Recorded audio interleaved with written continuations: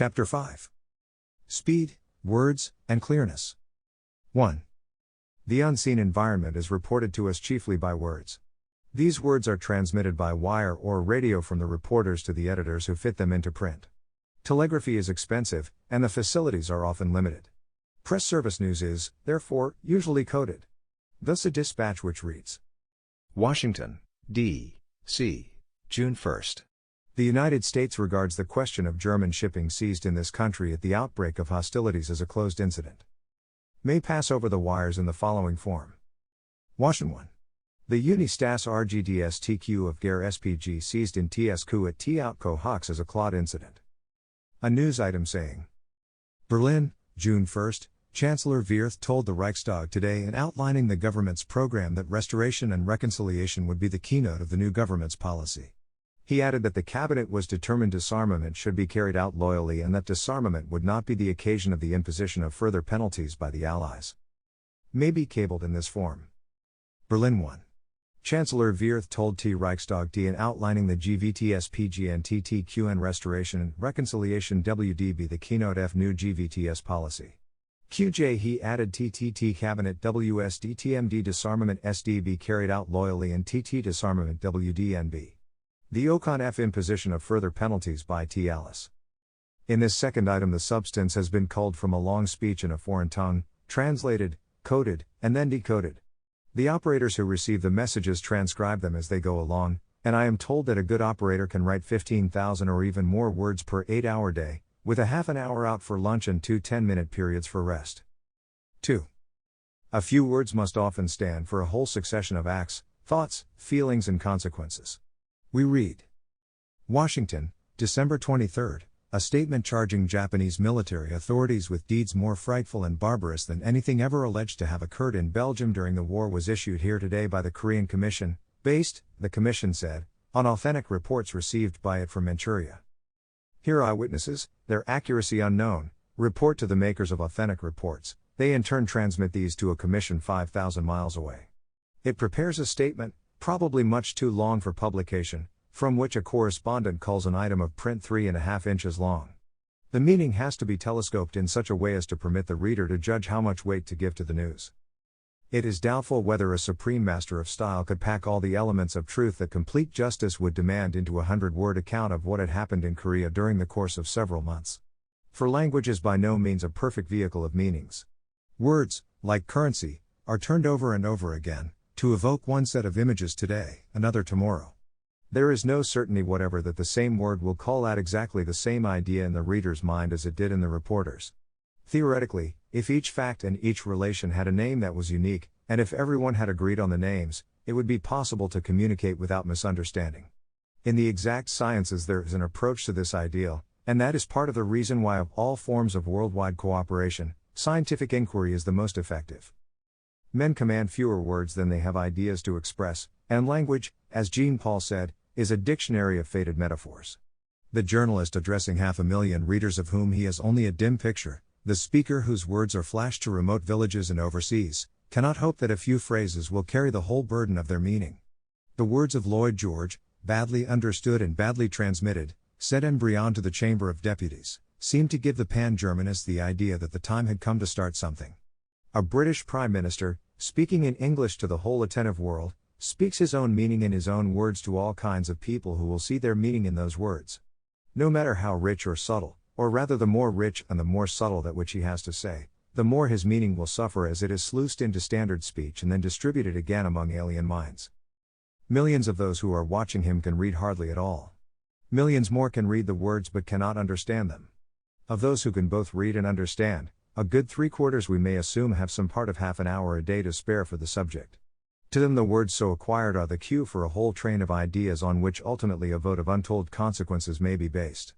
Necessarily the ideas which we allow the words we read to evoke form the biggest part of the original data of our opinions. The world is vast, the situations that concern us are intricate, the messages are few, the biggest part of opinion must be constructed in the imagination. When we use the word Mexico, what picture does it evoke in a resident of New York?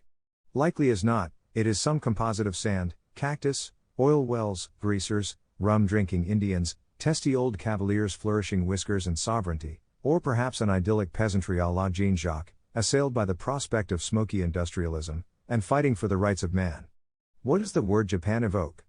Is it a vague horde of slant-eyed yellow men, surrounded by yellow perils, picture brides, fans, samurai, banzais, art, and cherry blossoms? Or the word alien? According to a group of New England college students, writing in the year 1920, an alien was the following: a person hostile to this country. A person against the government. A person who is on the opposite side. A native of an unfriendly country. A foreigner at war. A foreigner who tries to do harm to the country he is in. An enemy from a foreign land. A person against a country. Etc. Yet the word alien is an unusually exact legal term, far more exact than words like sovereignty, independence, national honor, rights, defense, aggression, imperialism, capitalism, socialism, about which we so readily take sides for or against. 3. The power to dissociate superficial analogies, attend to differences and appreciate variety is lucidity of mind. It is a relative faculty. Yet the differences in lucidity are extensive, say as between a newly born infant and a botanist examining a flower. To the infant there is precious little difference between his own toes, his father's watch, the lamp on the table, the moon in the sky, and a nice bright yellow edition of Guy de Maupassant. To many a member of the Union League Club there is no remarkable difference between a Democrat, a socialist, an anarchist, and a burglar, while to a highly sophisticated anarchist there is a whole universe of difference between Bakunin, Tolstoy, and Kropotkin. These examples show how difficult it might be to secure a sound public opinion about de Maupassant among babies, or about Democrats in the Union League Club. A man who merely rides in other people's automobiles may not rise to finer discrimination than between a Ford, a taxicab, and an automobile. But let that same man own a car and drive it, let him, as the psychoanalyst would say, project his libido upon automobiles, and he will describe a difference in carburetors by looking at the rear end of a car a city block away. That is why it is often such a relief when the talk turns from general topics to a man's own hobby. It is like turning from the landscape in the parlor to the plowed field outdoors. It is a return to the three-dimensional world, after a sojourn in the painter's portrayal of his own emotional response to his own inattentive memory of what he imagines he ought to have seen. We easily identify, says Ferenczi, two only partially similar things, the child more easily than the adult, the primitive or arrested mind more readily than the mature. As it first appears in the child, consciousness seems to be an unmanageable mixture of sensations.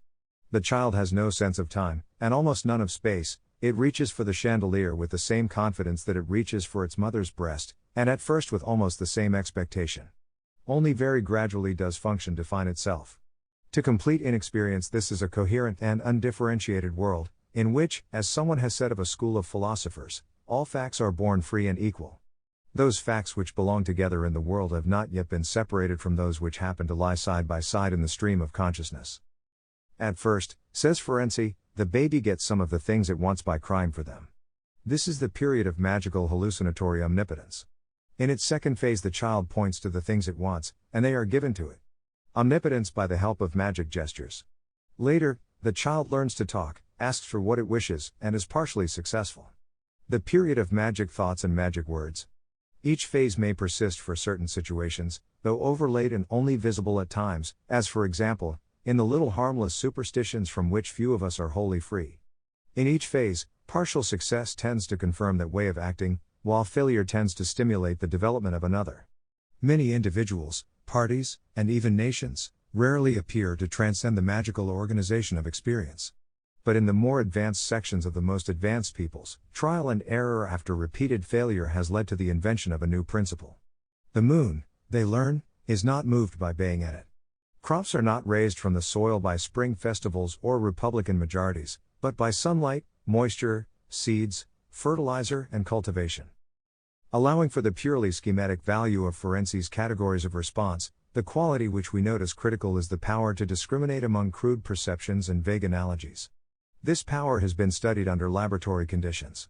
The Zurich Association studies indicate clearly that slight mental fatigue, an inner disturbance of attention or an external distraction, tend to flatten the quality of the response.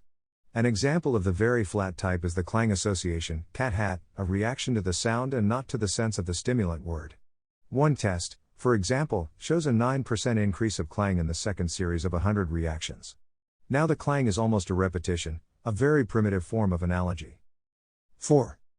If the comparatively simple conditions of a laboratory can so readily flatten out discrimination, what must be the effect of city life? In the laboratory, the fatigue is slight enough, the distraction rather trivial. Both are balanced in measure by the subject's interest and self-consciousness. Yet if the beat of a metronome will depress intelligence, what do 8 or 12 hours of noise, odor and heat in a factory, or day upon day among chattering typewriters and telephone bells and slamming doors, do to the political judgments formed on the basis of newspapers read in streetcars and subways? Can anything be heard in the hubbub that does not shriek, or be seen in the general glare that does not flash like an electric sign? The life of the city dweller lacks solitude, silence, ease. The nights are noisy and ablaze. The people of a big city are assaulted by incessant sound, now violent and jagged, now falling into unfinished rhythms, but endless and remorseless. Under modern industrialism, thought goes on in a bath of noise. If its discriminations are often flat and foolish, here at least is some small part of the reason. The sovereign people determines life and death and happiness under conditions where experience and experiment alike show thought to be most difficult. The intolerable burden of thought is a burden when the conditions make it burdensome. It is no burden when the conditions are favorable. It is as exhilarating to think as it is to dance, and just as natural. Every man whose business it is to think knows that he must for part of the day create about himself a pool of silence. But in that helter-skelter which we flatter by the name of civilization, the citizen performs the perilous business of government under the worst possible conditions. A faint recognition of this truth inspires the movement for a shorter workday, for longer vacations, for light, air, order, sunlight and dignity in factories and offices. But if the intellectual quality of our life is to be improved, that is only the merest beginning. So long as so many jobs are an endless and, for the worker, an aimless routine, a kind of automatism using one set of muscles in one monotonous pattern, his whole life will tend towards an automatism in which nothing is particularly to be distinguished from anything else unless it is announced with a thunderclap. So long as he is physically imprisoned in crowds by day and even by night, his attention will flicker and relax. It will not hold fast and define clearly where he is the victim of all sorts of pother, in a home which needs to be ventilated of its welter of drudgery, shrieking children, raucous assertions, indigestible food, bad air, and suffocating ornament. Occasionally perhaps we enter a building which is composed and spacious, we go to a theater where modern stagecraft has cut away distraction, or go to sea, or into a quiet place, and we remember how cluttered, how capricious, how superfluous and clamorous is the ordinary urban life of our time. We learn to understand why our addled minds seize so little with precision, why they are caught up and tossed about in a kind of tarantella by headlines and catchwords, why so often they cannot tell things apart or discern identity in apparent differences.